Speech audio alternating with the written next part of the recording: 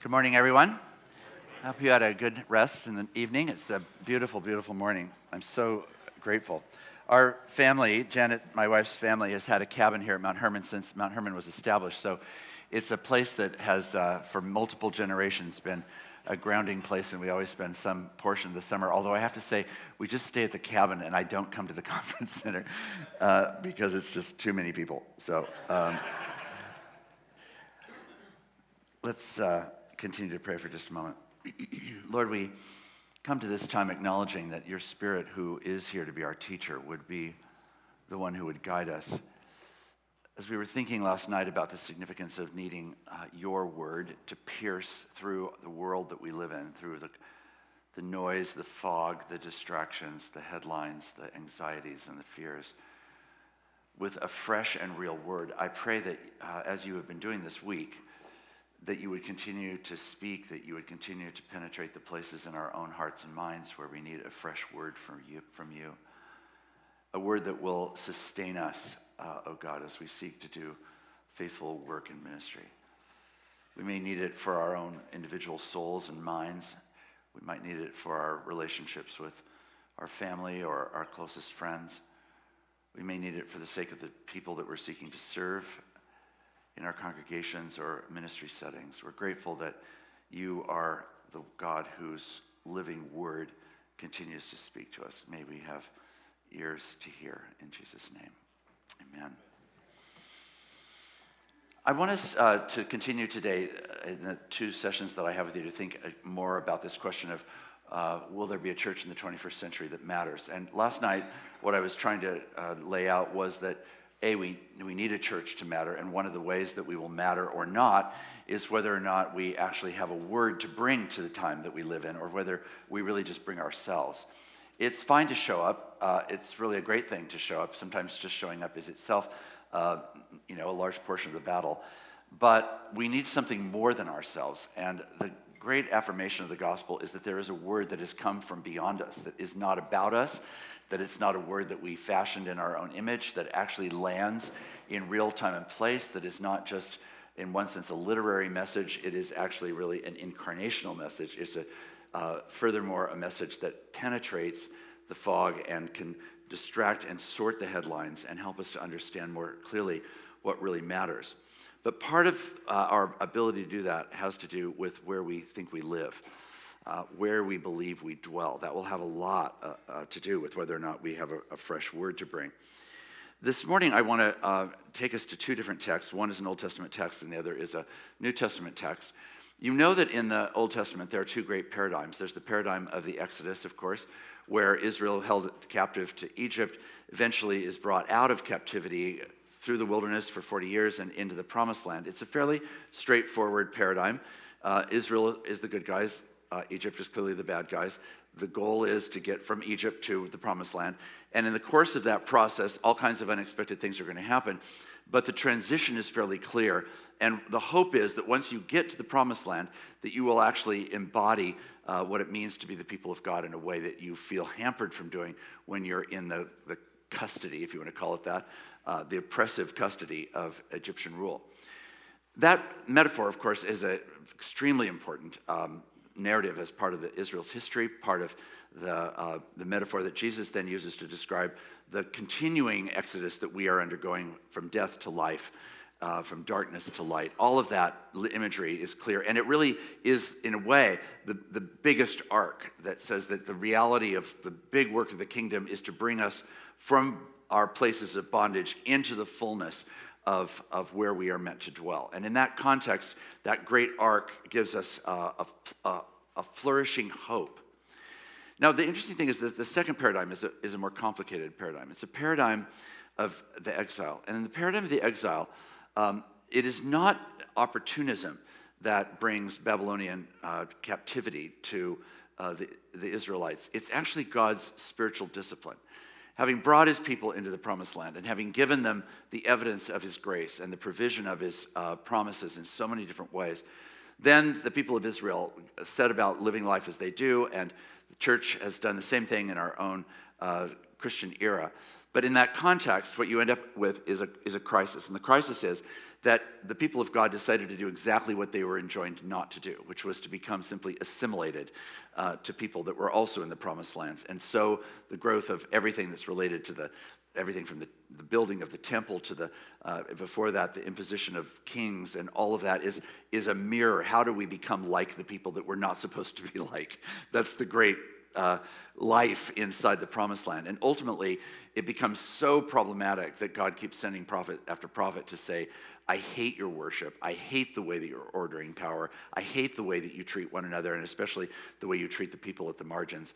And resisting, being unwilling, unready, unprepared to respond, ultimately, they are sent into Babylonian captivity, into the exile. And in the exile, they're given now an entirely new set of questions. What is it going to be like to be people who live in response to Yahweh when we've been stripped of the temple and stripped of the land and stripped of all of the accoutrements that went along with the sense of being special people under the special providence of God? And now we find ourselves bereft in Babylon. No wonder they sat by the river and wept. What an unbelievably horrible moment. But in that context, then, what arises, as you know, is a whole set of exilic literature, which occupies a great deal of our Old Testament. And one of the texts that occupies a very distinguished place, I think, and I want today to deliver not from the fire or from the lions, but from the felt board, the book of Daniel. So the book of Daniel is imprisoned in two dimensions on a felt board, and often thought too little about. And I want to just pause for a few minutes on one of the most important chapters in Daniel. The first chapter is the crisis of their captivity. Daniel and his friends are the so-called winners, you might say, in that competition. The best and the brightest taken into Nebuchadnezzar's house, given new names, new languages, but they're also given freedom, they're given education, and they're given a lot better food. But the food actually becomes the problem. They decide that though they live in Nebuchadnezzar's house, they have to remember who they are. And how are they going to remember every day when everything about Nebuchadnezzar's energy is trying to build them toward assimilation? How are they going to remember their distinctive identity? And they decide they're going to do it around dietary law. You know, that chapter is where they negotiate this. They practice that dietary law and are given the opportunity to be able to practice it, so that every day when they sit down to eat, every time they eat, they are seeking to remember, we live in Nebuchadnezzar's house, but we belong to Yahweh. Chapter 2 is the spiritual crisis of Nebuchadnezzar, where he has a nightmare that terrifies him. And he sets a test because he wants genuine spiritual truth. I think there's a lot of people, I mean a lot of people, who appear to be opponents of the faith, who are actually desperately hungry for an authentic spiritual word. And when they experience that, they are drawn to it in a way that is unexpected. That's exactly what happens in chapter 2. And it turns out that God, through his provision, does provide Daniel and his friends with both the dream and the interpretation of the dream, which was really a dream about the decay and disintegration, ultimately, of Nebuchadnezzar's kingdom. So the good news is the bad news that they get to deliver to the rageaholic known as Nebuchadnezzar, that his kingdom is in the process of crumbling.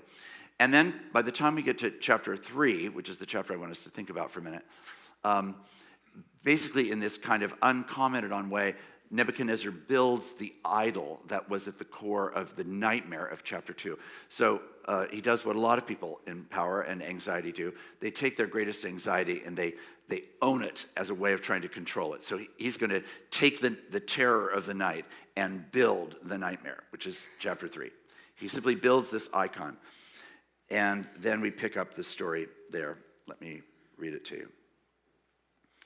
King Nebuchadnezzar made a golden statue whose height was 60 cubits and whose width was 6 cubits, and he set it up on the plain of Dura in the province of Babylon. Then Nebuchadnezzar sent for the satraps, the prefects, the governors, the counselors, the treasurers, the justices, and the magistrates, and all the officials of the provinces to assemble and come to the dedication of the statue that King Nebuchadnezzar had set up. So the satraps, the prefects, the governors, the counselors, the treasurers, the justices, the magistrates, and all the officials of the provinces assembled for the dedication of the statue that King Nebuchadnezzar had set up.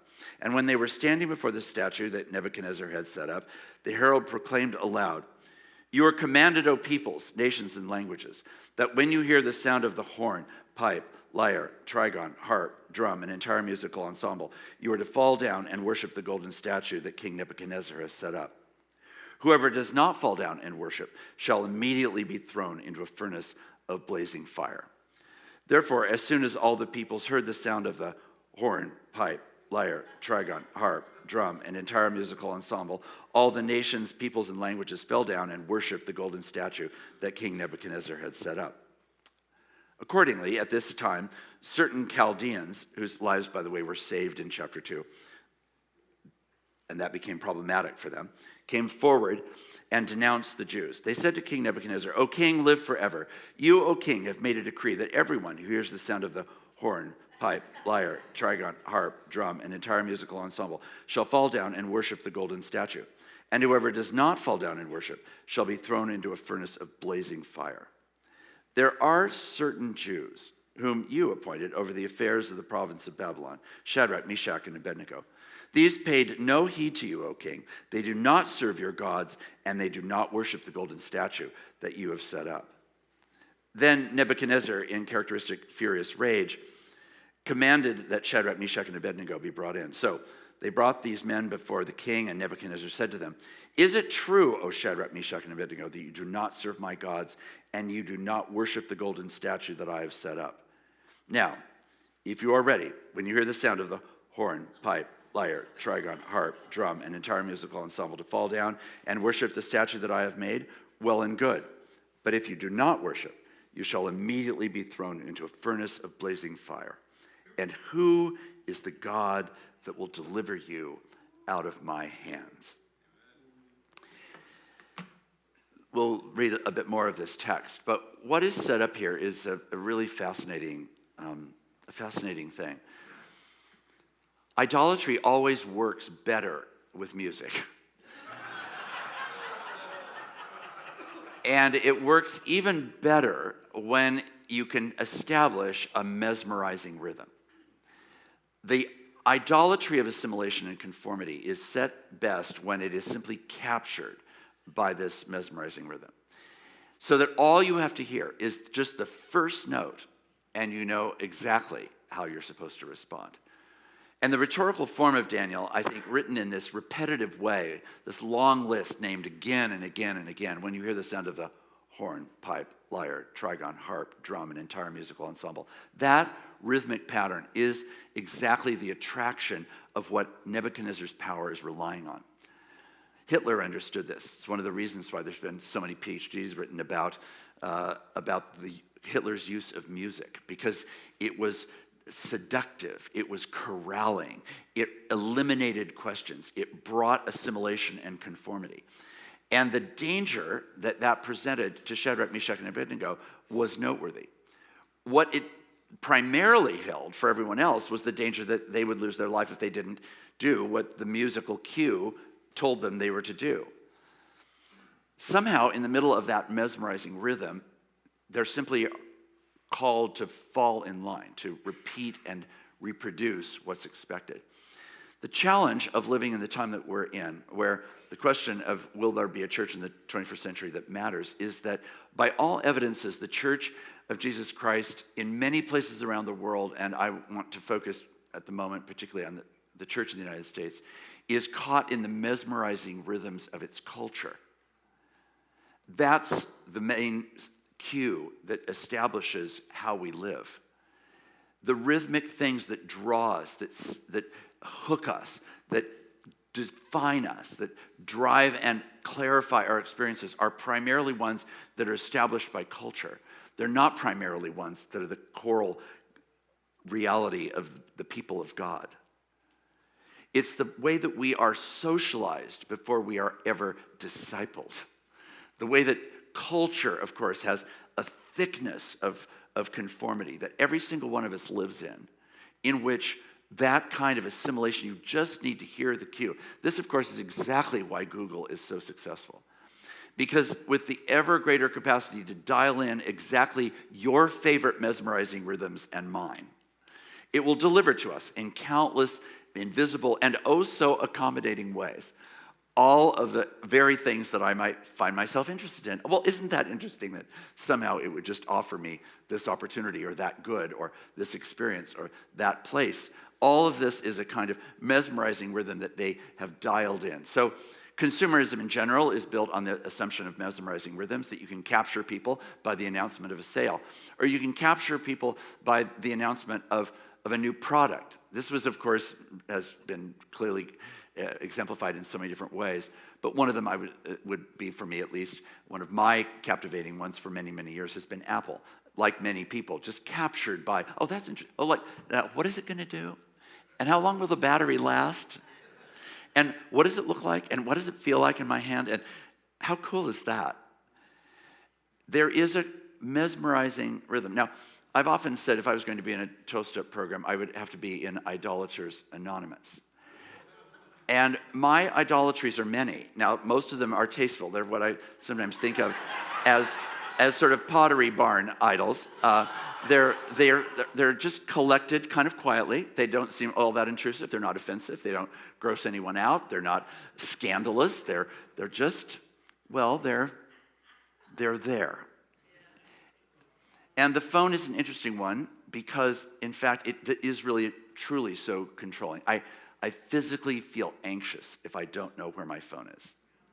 It makes me nervous when I can't immediately locate where it is. And it just feels like, oh my gosh, but I really need the phone. Because I do a lot of traveling, it is amazing, and you all see this, we all see this, travel a lot or travel a little, how common it now is to go into almost any given setting in public where almost everyone either has their phone in their hand or is at least touching it or remembering where it is in some really specific way. I once walked from the Fuller campus in that part of Pasadena to the Apple store, which is a walk of about 15 minutes, and I counted no less than 45 people whose phones were in their hands, just walking down Colorado Boulevard. It was just a feeling of something needing to be really literally at hand. Now, my argument is that the church in the era that we're in, while America was built, a lot of it, with an Exodus paradigm, unless you're a Native American, unless you're a person of African descent whose family was enslaved, many people came to the shores of this country on Exodus grounds, who believed that in some sort of way, coming here would be a movement from a kind of bondage to the new land and where there was promise. And some people got to New Jersey and thought that surely must be the promised land, and others thought, oh, I do hope not, and they kept moving. They kept moving westward. And some people decided it was, Milwaukee, and other people thought it was Chicago, and other people thought it was in Dallas, or it was on the Great Plains, and some people decided it was California, and then that was not enough, so finally it was Hawaii. So there's this amazing sense of the kind of the promised land quality, and this synchronizes wonderfully with the secularization of America. So it's a promised land with a largely secularized vision of what it means to be able to live in the promised land. I will buy my promised land, I will build my promised land, I will own my promised land, I will control my promised land, and if I really feel like I just need a little more promised land, I could move, or I could extend the back wall, or I could build a bigger, or I could add a certain layer, or I could do whatever I want to do, all part of this kind of accommodationism toward a sort of feeling that, again, it's largely driven by the rhythmic patterns of assimilation. There have been, in that arc, some wonderful examples of the church actually being the counterpoint to that. People who identified with the place, who regarded the people, who saw their neighbors, who learned what it meant to love and be a countercultural community. But I would argue the American church looks a whole lot more like Egypt, like Israel in the Promised Land, than it looks like God's peculiar people. The moment that we're currently in, I would say, is really much more of an exilic season, where in Christendom we could imagine kind of a sort of, it was not innocuous, especially if you were a person of color and especially if you were African American. But for many white people, it worked really well to think of Christendom as this functioning system that was largely holding in place a lot of the things that would be at least a sense of at least secularized Christian values.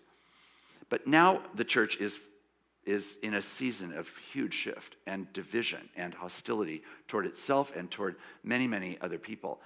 And it's done sometimes in the name of recovering, quote, a Christian America. a fiction, I would argue, that is a nostalgia based on something that was never true to begin with. It's impossible to make America great again if it wasn't ever great in the way that, in fact, was great, but measured not by the standards of assimilation, but measured by the standards of identification with the heart and mind and love and justice and mercy of the God that we worship. So great in what way? How are we going to be a community that demonstrates our peculiar life, not our assimilated life? This is the challenge of Daniel and his friends. They are given every opportunity, and now the crisis comes when there's going to be a showdown. Which is the greatest danger? Is it really Nebuchadnezzar and his power to throw them into the fire? For a lot of Christians, I think, the rhetoric of this day suggests that there is a sense that the reason why almost anything can be accommodated is because we just want to fight for our rights for assimilation, for the reality based in our own terms. But if we're going to be people who actually are following the peculiarity of this text and the peculiarity of the and not the pattern of the culture that we're around, we have to decide what are we going to do about the mesmerizing rhythms. And what we've tended to do is to build a church that accommodates mesmerizing rhythms. So we largely welcome them. We don't critique them. We don't understand ourselves in relationship to them. We don't necessarily operate as light and salt. We just accommodate them. And then we wonder why people don't find the church attractive. So the great crisis actually is a great opportunity for me. I think that we're in one of the most important and exciting moments for the church, but it's not one that we're ready for. This crisis that we're in culturally, morally, theologically, spiritually, economically, racially, in gender and other terms is a crisis that sets up for the church one of the greatest opportunities for ministry imaginable in this crisis. And we're completely flat-footed much of the time because especially some sectors of the church are just so prone for nostalgia, and they're not clear about what it really means to be God's peculiar people. In this moment, Shadrach, Meshach, and Abednego, with the rageaholic in their face, is screaming at them. Now, when you hear the sound of the horn, pipe, lyre, trigon, harp, drum, and entire musical ensemble, you shall worship the golden statue that King Nebuchadnezzar has set up. And our lives are easily brought to think, well, the greatest danger is that, of course, I have to accommodate myself in some way to Nebuchadnezzar. But Shadrach, Meshach, and Abednego, as you know, go on to say this. Shadrach, Meshach, and Abednego answered the king, "O Nebuchadnezzar, you silly little man.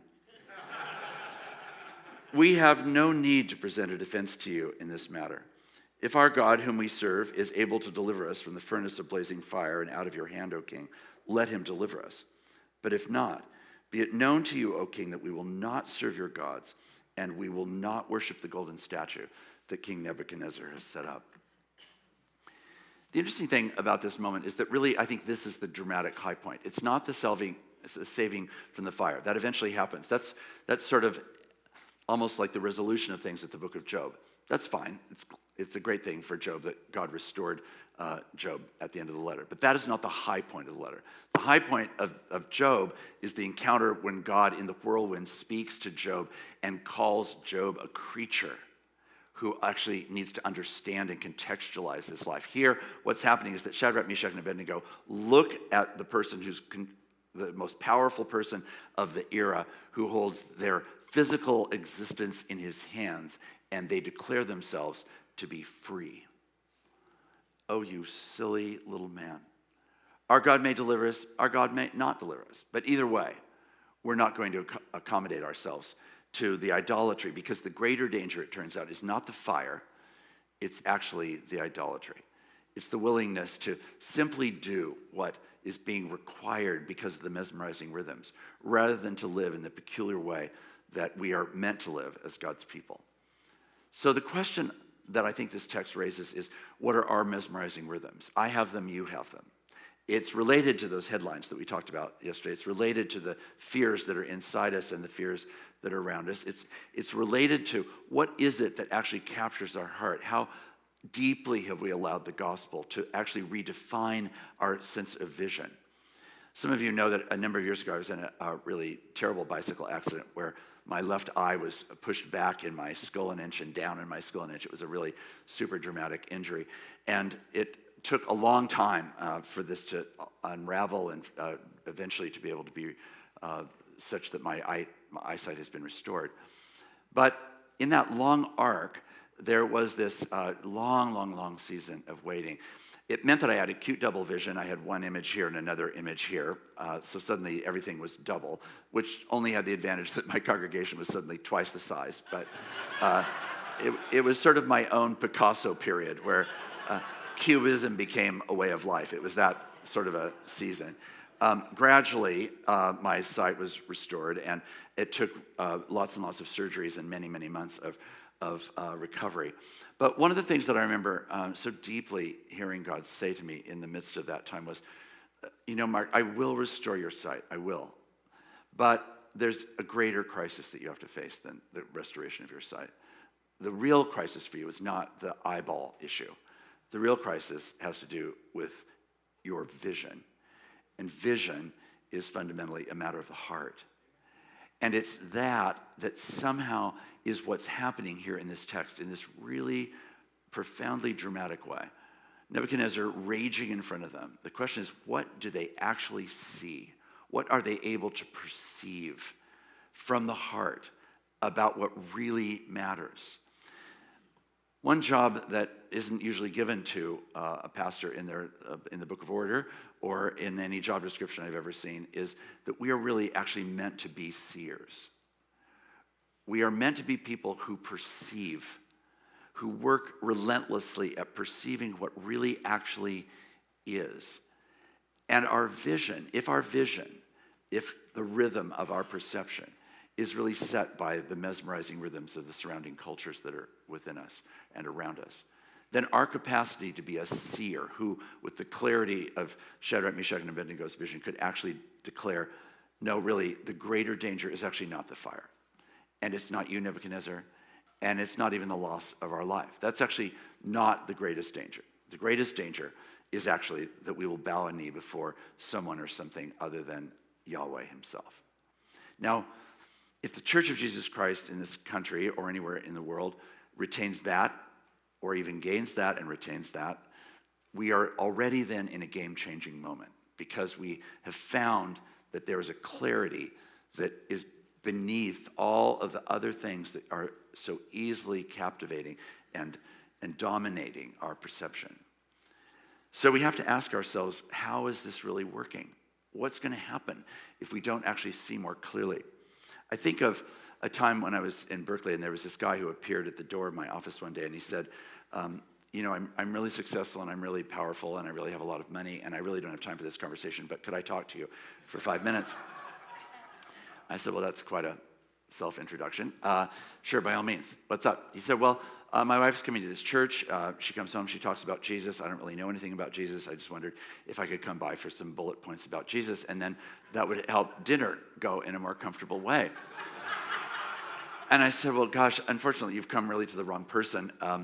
I'm really terrible at bullet points, so that's not going to help you. And then secondly, even if you understood the bullet points, they could have a way of seeping their way into your life, and that would mean you'd have to rethink your power and your money and your authority and your sense of success, and all that would have to be criticized, and I don't really have the feeling you want to do that. He said, oh, I totally don't want to do that. I said, exactly. So why don't we brainstorm? If she brings up Jesus, how can you move to some, a discussion of the Golden State Warriors or whatever it is that you would find more comfortable to talk about? He said, no, I'm serious. I said, oh, so am I. I mean, seriously, if we had a conversation about Jesus, it could really mess with your life. And I just have the feeling I don't want to really reorder your life when clearly you don't want to reorder your life. He said, what if I came back for a morning? And then he leaned forward and said, I don't give anybody a whole morning. I said, yeah, I have that feeling. Yeah, I got it. So it was too good a deal to not take, so he came back for a whole morning. This was not a person with a latent spiritual hunger, just buried beneath.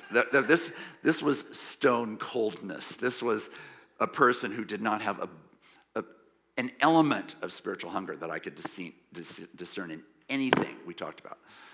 But he wanted to do it again, and it was enough of a strangeness that I thought, well, this is just so bizarre. So we did it again, and we did it again, and each time he would tell me how he would not be somebody who would ever be seen in church because he really just cannot stand churches. I said, I really understand that. So anyway, he ended up suddenly being in church in the third row. I thought, oh my gosh, dinner must have gotten really bad. How is this that he's actually here? So afterwards, I was eager to talk to him. He started talking about some things that he had just been on a trip, and he was only speaking to me for just a couple minutes before he just literally collapsed in my arms weeping. I thought, oh my gosh, what's up? He said, I do not know what's up. That's the problem. He said, I was in this place. I went into this building. It happened to be a church. And have I told you that I don't like churches? I said, yeah, I have actually heard that. Well, I went in there even though it was a church. And I was sitting in this little side chapel. And all I can tell you is that I was just minding my own business. And something happened that is just now, I guess it feels like God. And this is so messy.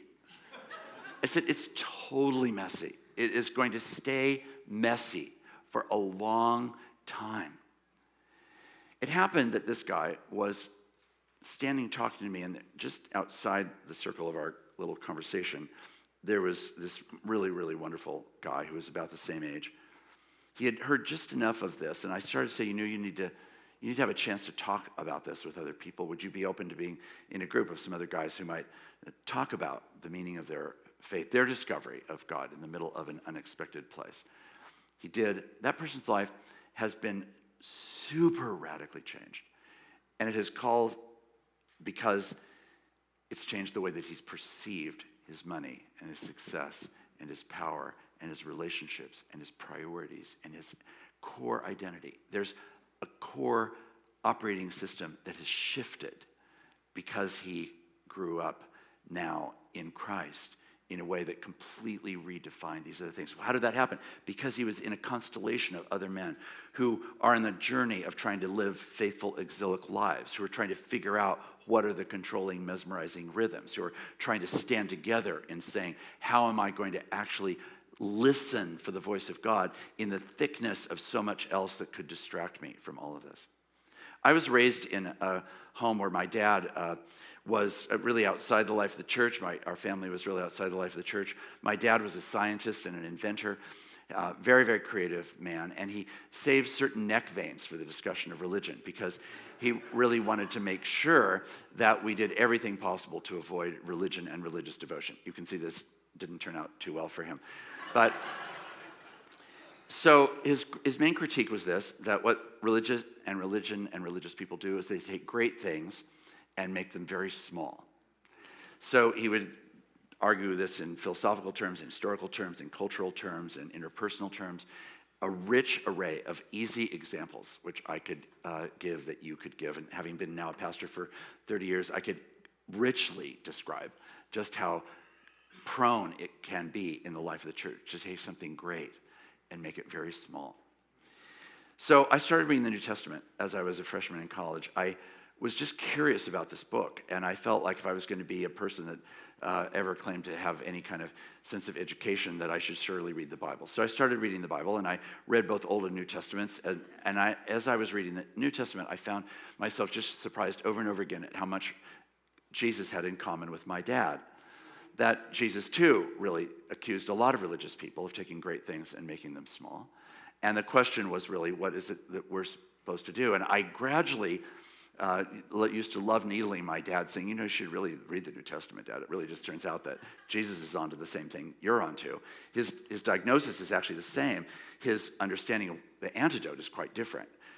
And the antidote that I think Jesus offers us is an antidote that I would call the antidote of being invited not into a small place, but into an extraordinarily big place, which is called the kingdom of God, which cracks open all of reality, where everything now, in its glory and its meaning and its beauty and its groaning beauty, is all held in this incredible sense of what it means to live life in the kingdom. And it's meant to retune everything about how we see and perceive and respond and engage.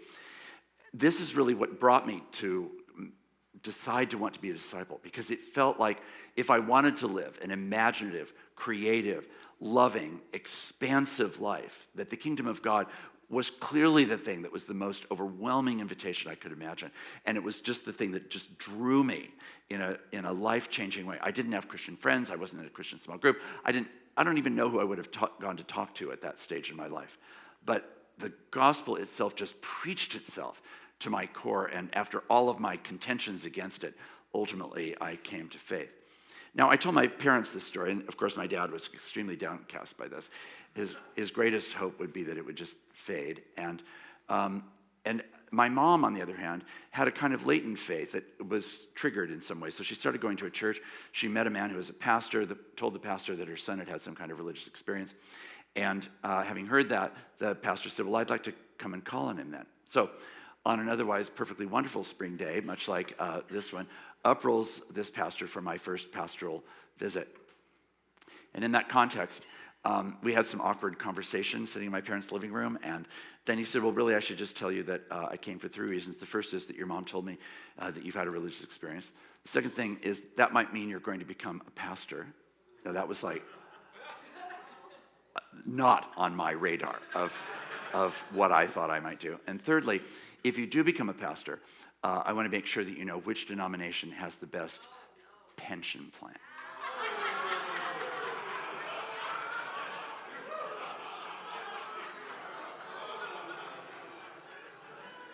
Silly me, I had thought I had begun to know the God of the universe. But now the first official religious person representing this thing called the church, for the first meeting in a new disciple, offers me a pension plan and a career path. So I told my parents this story at dinner that night. My dad, who was a very gentle-spirited guy, didn't immediately pounce. He sort of just waited for the whole thing to kind of settle into the conversation. And then he said very quietly, you know, this is what I've been saying to you. Don't you think that guy probably someday thought he too was getting to know the God of the universe? But now, 30, 40 years later, he really just has a pension plan to offer you. I think if there was one day that explains my passion for the gospel, the response of my life to the gospel, the thing that was the great boundary that I had anxiety to cross as a pastor eventually, that I have as a husband and as a father and as a friend, as a person in society and culture, it's really that day. Because it was such a clear and realistic and imaginable outcome. We could really give ourselves, even to the thing that we think is the name above all names, but be primarily about the pension plan, which really is about the mesmerizing rhythms of a culture and not about the peculiarity of life in the kingdom of God. So I think the question that this raises for me, this text is, are we able in our own exilic lives to acknowledge and recognize the controlling, mesmerizing rhythms that have their influence on us, that define and shape us? If we had longer, I could expansively go into the things that are my neurotic places, my sinful places of mesmerizing rhythms that capture me. And the question has continued to be, but if the church that's going to matter in the 21st century is a church that's going to actually matter in the standards of the kingdom of God, then what we do about these mesmerizing rhythms is going to say the most about what actually is our message, what actually is the reality to which we point people, what actually is the thing that is defining who we really are and how we're meant to live in the world. That's what then brings us for a few more moments to the second part of what I want us to reflect on, which is a different text. It's a text in Matthew chapter 7 and 8. In Matthew, which I understand to be really a gospel of surprise, a smelling salts gospel, the gospel up your nose, the gospel that's really about are we going to live in the kingdom or not. Matthew, in the Sermon on the Mount, Jesus is doing everything possible to say this is how utterly reordering that people of God are to be. If we are going to be the outposts of hope in the world, then we have to be the outposts of hope in the world because we are not the mirror of the culture, but reflections of Jesus Christ, right? That's the road that we're on. And the peculiarity of life, according to the Sermon on the Mount, is it will reorder our heart and our mind and our relationships. It'll change our family life. It'll change what we do with our emotions. It'll change how it is that we worship God. It will change how it is that we actually not only love those who love us, but love those who don't love us, who actually may hate us, even those who are our enemies. That is all part of the head-spinning challenge of the Sermon on the Mount. And Jesus, having then said that, as you know, ends the sermon with this wonderful parable about life built on rock or on sand, where the difference is whether or not we will do the truth or whether we'll just talk about the truth.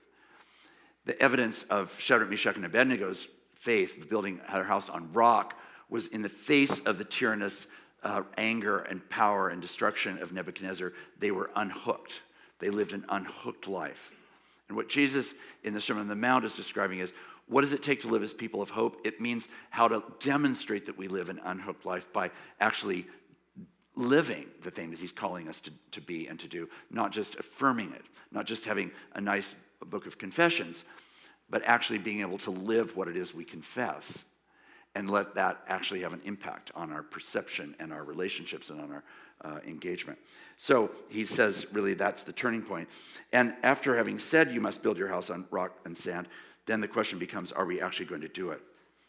There's Max DePrio I mentioned last night, who's a lion, really, in the history of Fuller and other places, made the observation about the birth of his granddaughter Zoe, who was born weighing just a little more than a pound.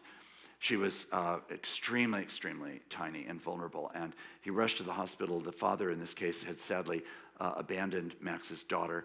He, as the grandfather, was trying to be present to this tiny baby and to his daughter in any way that he possibly could, and asked the head nurse, what can I do to help in this kind of a moment? And he said, Max, what you need to do is come every day and delicately stick your hands through the sides of the incubator and just super gently touch Zoe's body and tell her over and over again as you do so how much you love her. Because what she needs more than anything else is to be able to connect your voice to your touch. Max reflects on that in the significance of his own family's life and his relationship with Zoe. But he goes on to say this is what's characteristic of faithful leadership in whatever setting we're in. The connection between voice and touch. The incarnation is God's voice and touch becoming known and present to us. And we are God's plan A, for which there is no plan B, that we are meant to be the agent of God's voice and touch in the congregations we serve and in the communities where we live and in the world that we're meant to influence. Are we bringing what we say and what we do into one whole? And Jesus is more or less saying, don't have people stand or come through the door after you've preached a sermon and say, well done, nice sermon, Pastor.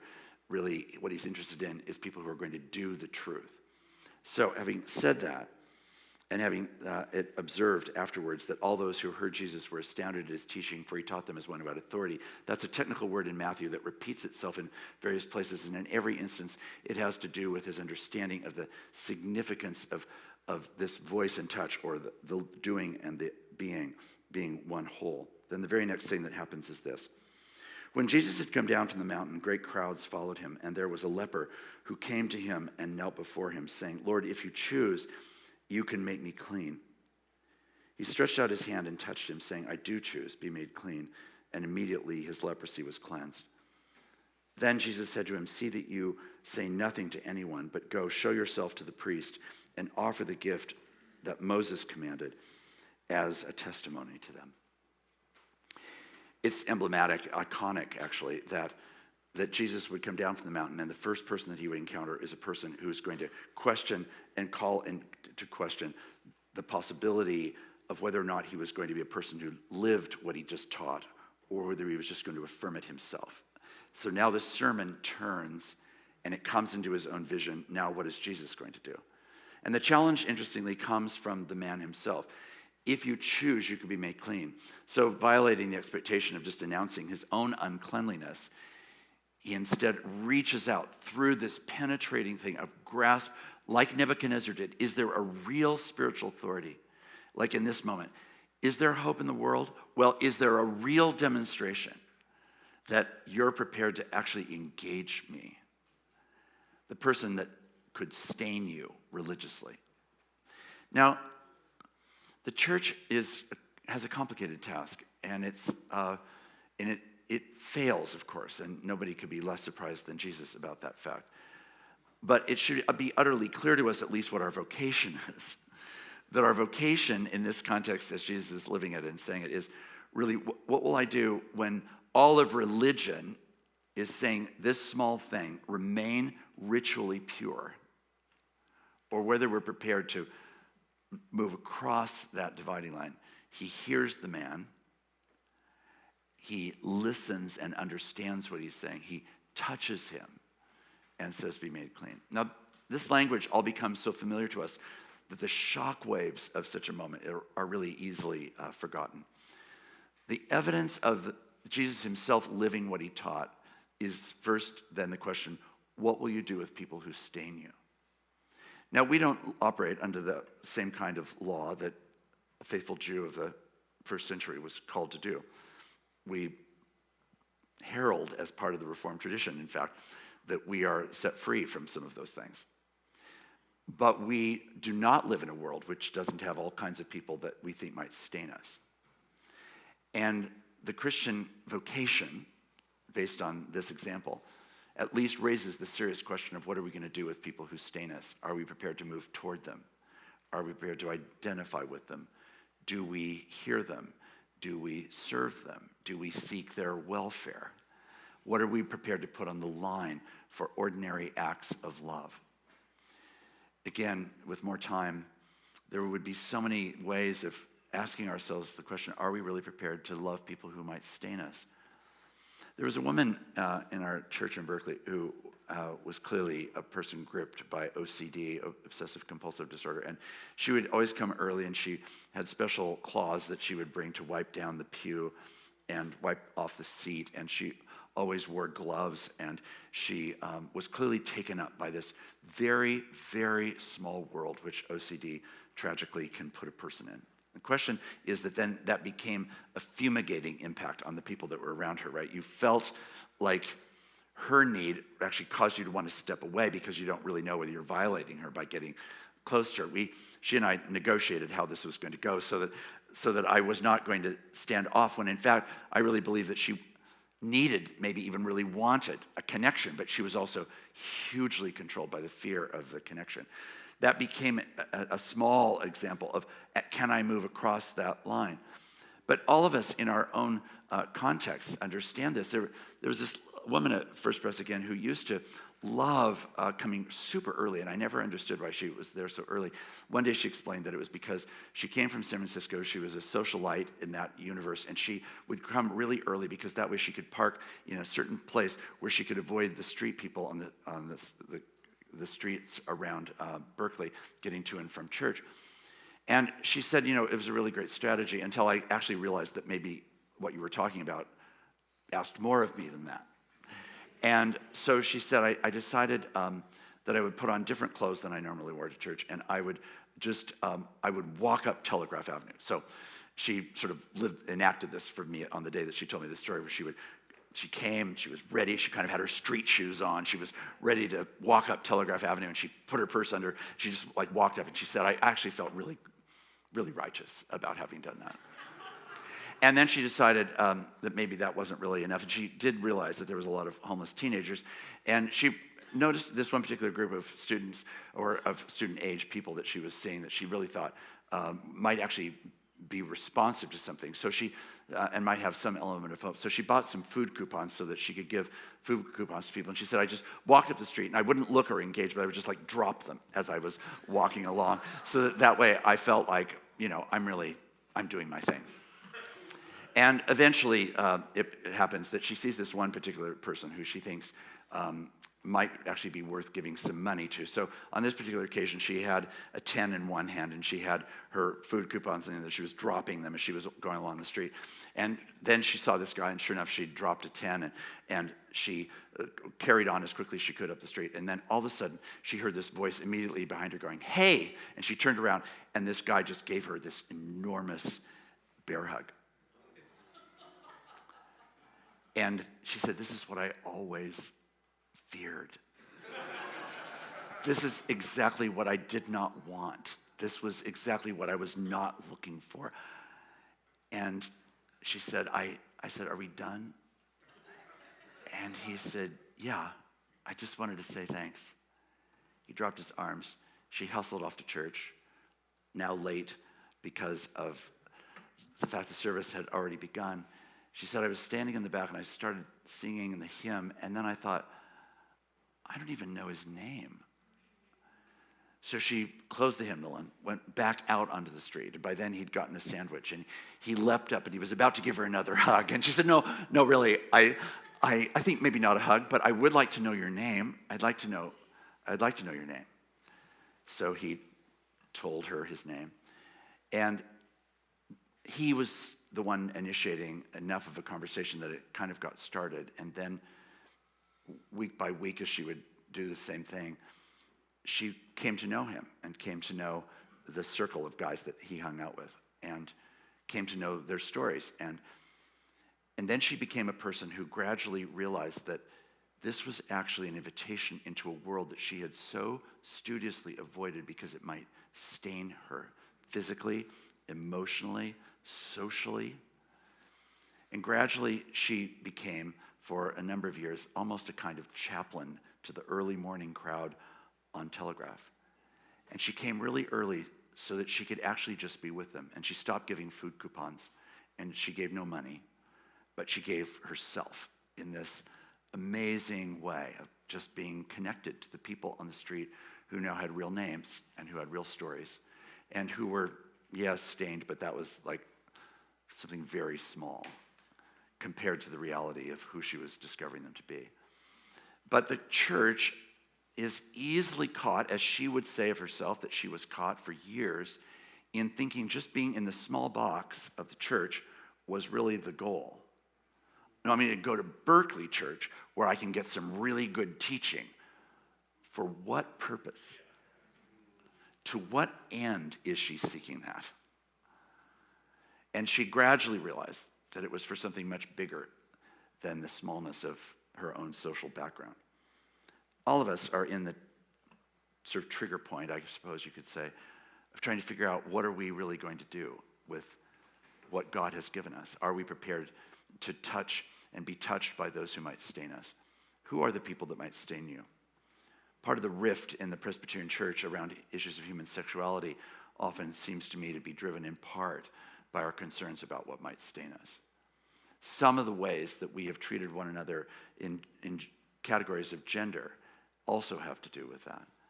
Some of the politics that we share and the divisions that divide left and right in the life of the American church, and especially American evangelicalism, has to do with the fact that the left thinks that the right will stain them and the right will think the left is going to stain them. And there's an immediate sense that this is what makes dialogue and conversation so difficult, because you just have to say some of the trigger words which will set the other side off, and in that moment so easily it's the case that the conversation either explodes into anger or not. The question in the life of the church is not whether we have a red church or a blue church. The question is, can we have a purple church? And can we have a purple church that ultimately becomes much more interested not in being purple or being red or being blue, but actually being a church that mirrors the reality of the kingdom. These categories are simply far too small. And if we're captured by them, it's an indication of just how trapped we are and how unfaithful we are to our vocation to live as peculiar people, faithful exiles in a world that needs a reality much bigger than blue and much bigger than red. Where are we praying for a social imagination that actually breaks those categories and resorts things, not now around issues of right and left, men and women, gay, straight, bi, etc., but actually a bigger picture of what it means to be a human being made in the image of God with all of the capacity and nuance and challenge and beauty and groaning that all of that conveys. When Paul, in Ephesians chapter 2, tells the story of the gospel, he first says we were dead in our trespasses. Then he says, but Christ, through Christ, we have been made alive. And in chapter 2 of Ephesians, he then says, and the evidence of our being alive is that we are an association of unlike and unexpected people. This is the breaking down of the dividing wall of hostility between Jew and Gentile. But it really encompasses in Paul's vision every category that this peculiar new social reality called the people of God is coming to birth. And the evidence in the 21st century of whether there's a church that matters will, in my view, depend on whether we understand that we are meant to be the apologetic of a kingdom that is not of this earth, and yet a kingdom that is meant to be lived in the social reality where like is always prone to find like and not prone to find unlike. And instead, the church is meant to have homing instincts that move toward the unlike, that move toward the unexpected, that move toward the marginalized, that move toward the stained.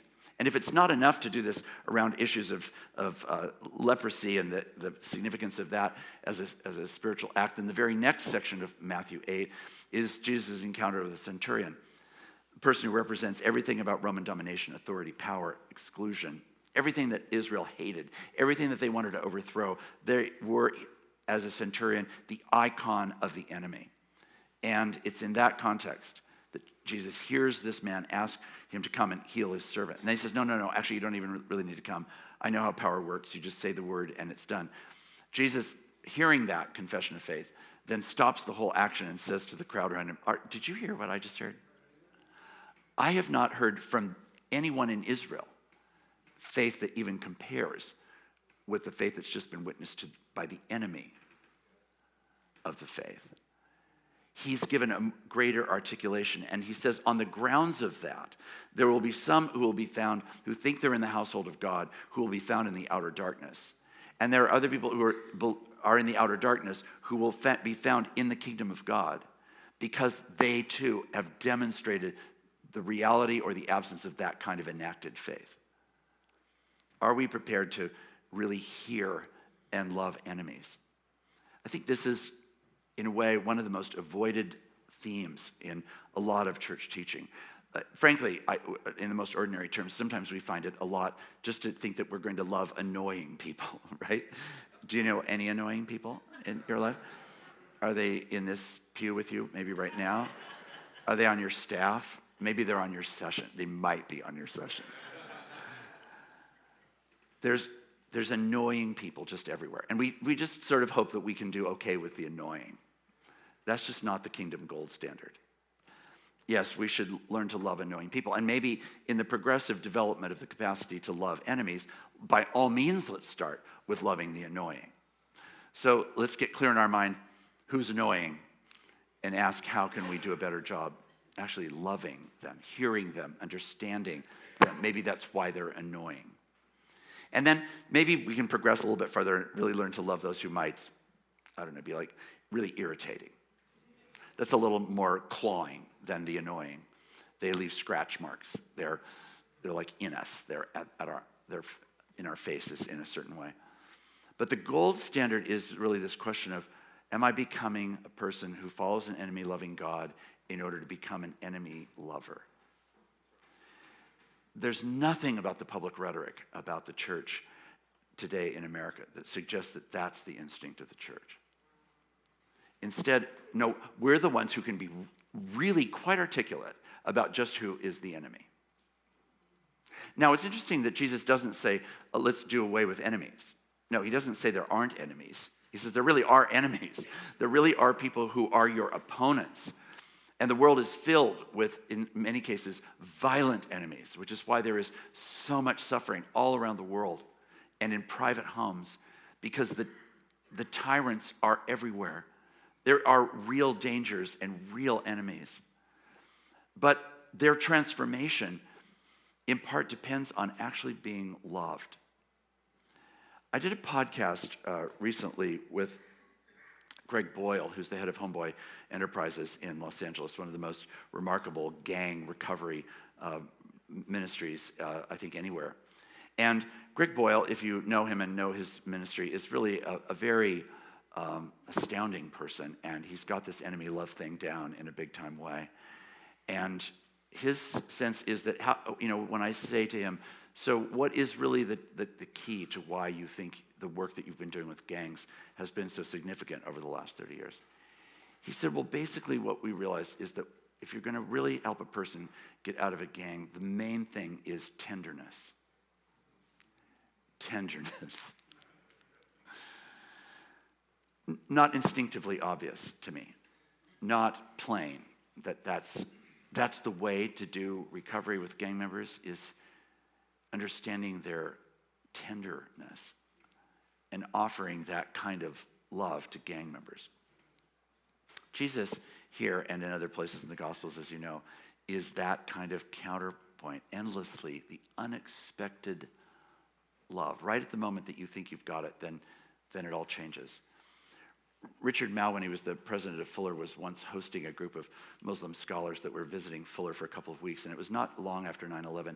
He was telling a little group of us that he had given over his outer offices for them to pray in 5 times a day, and I thought it was really great that they were there, and it was great that he was showing this hospitality, but in a kind of small-minded, small-hearted sort of way. I was also voyeuristically curious what certain donors at that moment would think about the fact that he had given his outer offices to this. Later that day, I came into contact with a friend of mine who is at Fuller, who is from a Muslim country and has been the victim of Muslim violence many times, in beatings and imprisonments. He really, really, really understands religious hostility in his body. And I was telling him this story, and he said, I said, so what do you think about the fact that he gave this room for them to pray in 5 times a day? He said, well, it's not a big deal to give them a room. We're supposed to give them our hearts. Right, I said, that's exactly what I thought. That was entirely my instincts. It was all about the hearts. That was what I thought. Like, it's about giving them our hearts. Like, who could care about the rooms? Or not. Now, what was so clear in that moment was this sense that this person was not defined by mesmerizing rhythms. This was a person utterly free to live exactly in the vortex of the collision and to be free to love. He was not going to be defined by the fact that there were enemies. There is an extraordinary Palestinian farm that perhaps some of you have had a chance to go to, called the Tent of Nations. And it's a small olive grove in a prominent place, surrounded now by a settlement, a Jewish settlement that surrounds and looks straight at it. The grove of these really quite ancient trees was decimated by Jewish settlers who decided to cut down all of these trees. A lot of American Jews heard about this and came and paid for the trees and helped replant the trees. But they live in this very vulnerable place, literally like a prong out in the middle of a bowl, surrounded by, as it were, the enemy. And when you drive into the Tent of Nations, there's a rock on which it says, "We refuse to have enemies." That's a Christian vocation. It's a Christian vocation that the church has not learned and not been prepared to take up. And one of the reasons why the race history of America is so problematic, and why the church's embroiledness in that, an ongoing intertwined role in that, is so tragic and puts the gospel in question for not only African Americans, but for many, many people beyond that, is largely because there's nothing that would indicate that in a radical, sustained, and pervasive way, the Church of Jesus Christ has demonstrated that it can live beyond racism. Instead, we live in our racial ghettos. Society and economics and business and land rights and wealth are controlled by white culture. African American and people of color are kept at the margins economically, politically, socially, in so many different ways. And in the context of that, we want to announce the good news in a very colonialist way that there's really good news for you in your poverty where you will stay, because actually we love you to come to the gospel, but we'd really love you to actually live in a different neighborhood, or to not be in our circumstances, or to let our social reality be redefined by your social reality, by a new and different day. There's nothing very Ephesians 2 about that. And then we wonder again why the people just don't find interest in the church. So where is the hope in all of this?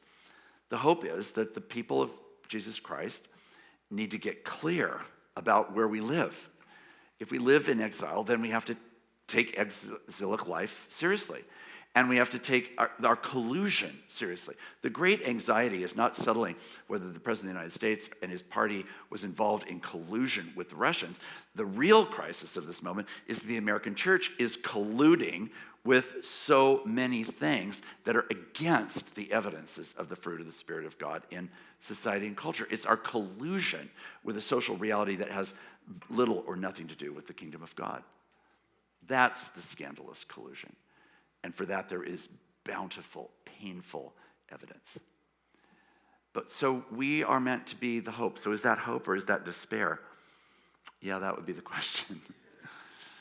Can the church actually be a people who look like, love like the character of God? And how are we nurturing that in a sociology established in every congregation that has its own smell, its own personality? I was just in a church this last weekend in a different part of the country.